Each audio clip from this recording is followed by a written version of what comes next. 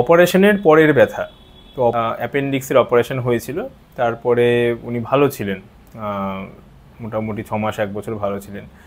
তারপরে আবার ব্যথা হওয়া শুরু হয়। অপারেশনের পরে কিছু ব্যথা ছিল, অপারেশনের পরে মোটামুটি ধরুন 1-2 মাস খুব অল্প পরিমাণ ছিল, সেটা ইগনোরই করেছেন বা সেরকম খুব বেশি হয়নি।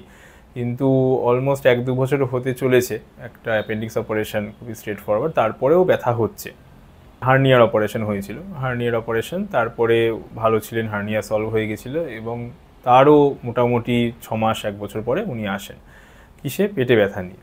তো কি হয় এরকম ধরনের ক্ষেত্রে আমরা আবার অপারেশনে যিনি ডাক্তার বসে তার সাজেশন নিই, তার কাছে একবার কনসাল্ট করি। তাদের ওপিনিয়ন নেওয়ার পরেও তারা অনেক ক্ষেত্রে আমাদের কাছে পাঠিয়ে দেন এবং এই জিনিসটাকে প্রথম থেকে দেখা শুরু করি।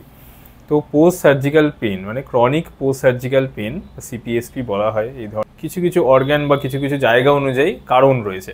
যেমন আপনার ধরুন অ্যাপেন্ডিক্সের ব্যথা, অ্যাপেন্ডিক্স যখন অপারেশন করা হয়, বিশেষ করে ওপেন সার্জারি যেগুলো এমার্জেন্সি করা হয় অনেক ক্ষেত্রে, তো সেইখানে অনেক সময় কিছু নার্ভ থাকে। তো জেনিটোফিউমোরাল নার্ভ বলে একটা নার্ভ রয়েছে, আর আইলিও ইনগুইনাল আর আইলিও হাইপোগ্যাস্ট্রিক নার্ভ, এই দুটো নার্ভ হচ্ছে আমাদের পেটের তলপেটের দিকে যায়।